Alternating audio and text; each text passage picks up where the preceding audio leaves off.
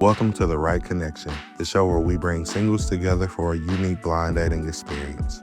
I'm your host, Marcus Hart, and this is my wife, Kia Hart. We're excited to have you join us. Here on The Right Connection, we take a different approach by setting up blind dates between individuals we believe could be a perfect match. Get ready to witness the excitement, the surprises, and the genuine moments as two strangers take a chance on love. This is The Right Connection. Hi, my name is Shaquana. I'm 30 years old and I am from Johnston, South Carolina. Hi, my name is Dave. I'm 31 and I'm from Nashville, Tennessee. What are you hoping to experience on this blind date? I want a genuine connection, like giving 90s R&B, you know? What are you hoping to experience on this blind date? I just want to establish a good starting foundation. So Here on The Right Connection, we take a different approach by setting up blind dates between individuals we believe could be a perfect match. Here's how it works. Each episode, our team carefully selects two individuals based on compatibility and shared interests. These two will meet for the very first time on our show, embarking on a 30-minute blind date without any prior knowledge of each other. During their date, they'll engage in conversation, participate in a fun activity, and explore their chemistry in real time. If both express interest in seeing each other again, we'll facilitate their next steps. If not, we'll continue our mission to find the right connection for each of them. What's a mistake you made that taught you a valuable lesson? for me, I would say overreacting in situations of conflict. For me, I think as it relates to mistakes in relationships, that's where my mind went. Not having enough patience, where I could have shown a little bit more grace and patience in certain relationships, definitely. Awesome. So, on a count of three, we're going to have you remove your blindfolds. You can get ready to remove your blindfold. What do you think your date will look like? I have no idea. I have no idea, and I'm scared to say what I hope it will look like, but I have no idea. I'm open to all the things. So 1. Oh my God. What do you think your date will look like?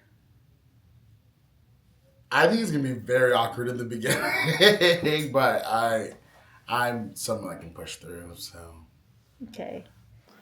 2, 3. Hi. Hello. How are you? I'm good. How are you? What's your name? Shaquana. Shaquana? Yes. Nice to meet you. Nice to meet you. What's your name? David. You can call me Dave. Dave. Either. Yeah. Hi. Nice to meet you. Nice to meet you. I was so nervous at the beginning. Are you nervous? No, not anymore. Oh, okay. Cool. Nice to meet you. Nice to meet you too. We're going to start with Shaquana, you picking up a card first. Okay. So I'm going to set a timer. All right. Timer has begun. Have you ever felt like God called you to do something uncomfortable? Oh, 1000%. For me, when I first was going to college, that was a lot for me. My whole family went to college, but for me going to college, I went to a Christian school, Christian university. And for me going to college, being away from everyone, all that I knew was the biggest step for me. I knew God called me there. And then when I got there, the Lord called me into like ministry. And I was like, I don't know. So, yeah. That's cool. Yeah. That's different. What college did you go to? Lee University. Lee. Okay. Lee, yeah. Cool. Okay. I think to answer this question, it was post-college for me. I went to Anderson University and I worked at Anderson University, and it is also a Christian college. And I had got settled away from my family, and then all of a sudden the Lord was like, go back home. And it was very uncomfortable. He also said, quit my job. And that is what I did. I quit my job, went back home, and here we are. The rest is history. It was very uncomfortable, but yeah. Oh my gosh. Oh my God. Sorry. If you can go back in time and give your younger self one piece of advice, what would it be? To open up more. I would tell her to express herself more. I think growing up, I was used to like holding burdens and things for other people and being like a light for other people, and I had to learn even how to express my emotions, but also house my emotions as I got older. That I wished I had learned sooner. I feel like my younger days would have been a lot breezier if I had learned those things sooner. So, yeah. Honestly, mine is sort of similar, just expressing my emotions more, just because when I was obviously growing up in an African American household, for me, it was suppress your emotions. So, like, getting older, like, to cry was like harder for me. And so, if I would have expressed that way sooner and had the freedom to do that, then it would have caused me less struggles earlier. Do you cry later. now? Oh yeah. Yeah, Now I'm a love crybaby, that, but love like that. it took me a long time to get there. Yeah. So yeah. Are you more of a leader or a supporter in group settings? It depends on the group. Okay. A lot of times I am more leader-y, but I also am down to support. Or if it's a group where someone needs to step up, I'm probably going to be the loud voice. But if not, I'm totally down to be the chameleon. Yeah, I am the chameleon. I'm a supporter. I'm very much the supporter. I don't know. That's just been a theme in my life, just support. Okay. Yeah. Okay, that's cool. Okay. What's your ideal way to spend a Saturday? That's a good question. I'm really like, wake up and how do I feel? Do we feel like going to an aquarium today? Do we feel like chilling in the house? I think ideally though, sometimes my weeks can be super busy. So I think Saturdays for me, I like to relax. And so if I can wake up and to a clean home and put on some good chill music, read a book or watch a good show, or if I do go out, I'm doing something chill. I'm going to a park or something of that nature. Oh, nice. On the weekends, you can find me church. I'm at church, but I may be at home chilling out, but I also may be out. It just depends on how I feel. So. For me, I honestly, if I'm not working, then I'm sleeping. Okay. But also, I am down to like go out. It really depends on like what you said, the vibe. Yeah. Okay, where do you work? I work at like a restaurant type. Yeah. Okay, cool. So yeah. Oh wait. It's sorry, y'all. What's something you're currently working on to be a better future spouse? That's a good question. For me, I am getting better at my finances. So instead of going out and spending everything that I can at once, just being like, okay, you don't need that, is what I'm trying. Because my family is sometimes like, you spend too much, but I have enough. So, so yeah. Cool. That should probably be my answer. But for me, I think it's more about practicing vulnerability, even in this new season that I am post uprooting myself and coming and going home and stuff like that. Yeah. And forming like new communities and stuff, practicing vulnerability. Yeah. Okay. Cool. What do you feel is your God-given purpose, and how are you walking in it? Oh, yikes. Yikes.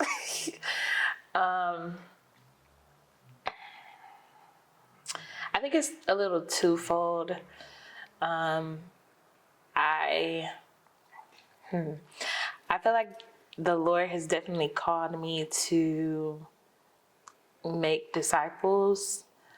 And I could just talk about how I do that. I'm a worship leader. And so, yeah, yeah, I'm a worship leader, and I'm also a minister in training. And so that's kind of before me right now. But I feel like the Lord has called me to make disciples, but it's crafted in such a way that like it involves creating an atmosphere for Him to like show Himself. That's very important for me, especially in regards to in context of worship, like making sure that in my making disciples, they truly see Him and they don't see me. And so that's what that looks like. Sorry, that was a long answer. No, that was good. That was good. What's something your turn? For me, honestly, something that I'm very good at is painting a picture of Jesus around people that don't know, but in like a disarming way, not like in like a weird way. So I think honestly, just presenting God and like He's not scary, He's not weird, He's not confusing, He's not the things you've been through, and yeah, in as many ways as I can, like whether it's like hangouts, joy, like showing up in more secular places, like that's what I feel like God's called me to do for sure. That's cool.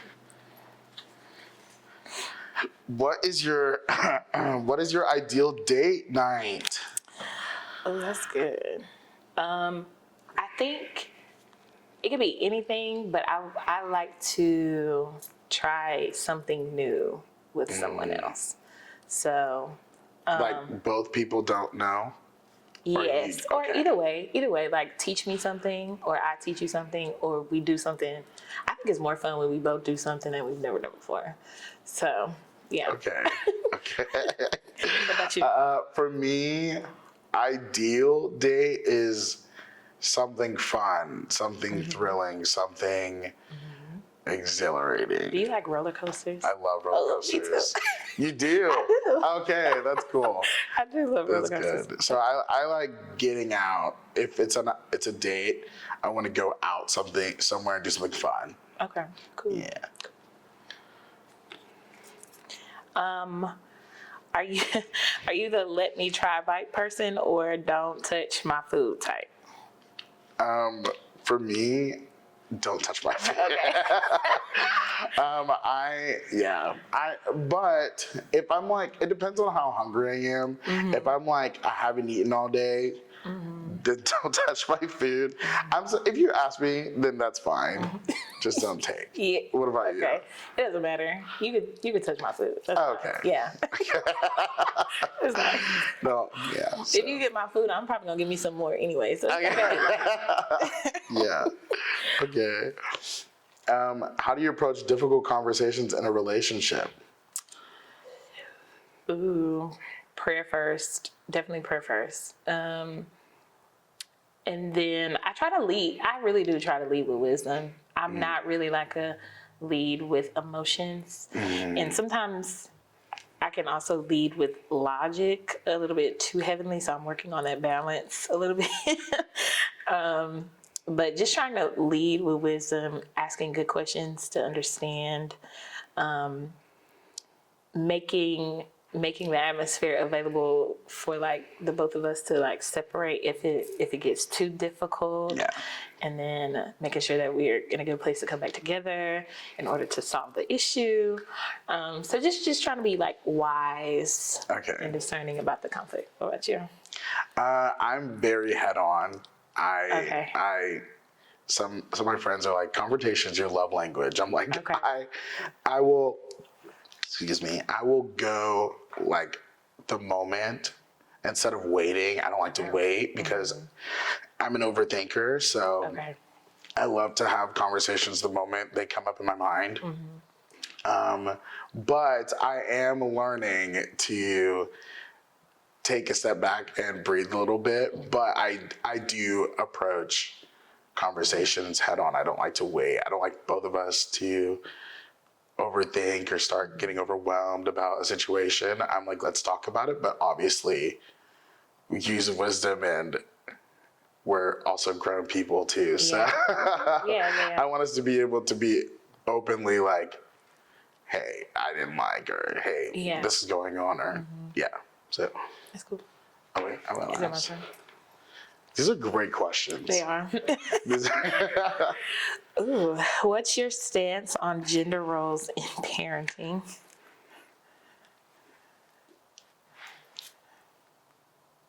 That's a hard question. Well, I mean, I don't really care. We both have an assignment at the end of the Yeah. day to raise up priests. So for me, if I don't care. Like if you wanted to stay at home, cool. If I wanted to stay at home, that's cool too. Like if I feel like at the end of the day, like as long as we're both getting to the goal, then I'm great. Okay. Yeah. What about you? I'm the same. I do have a 1.5-year-old. Okay. Thank you for joining us on this episode of The Right Connection. We hope you enjoyed watching our participants' journey to find a meaningful connection. Think you have what it takes to find the right connection? We're looking for singles ready to embark on their own journey to love. We'd love to hear your thoughts on today's episode. Share your favorite moments and insights in the comments below. Don't miss out on future episodes. Subscribe and turn on notifications so you're always in the loop. Thank you for watching, and we'll see you next time on The Right Connection. I'm looking for the right connection.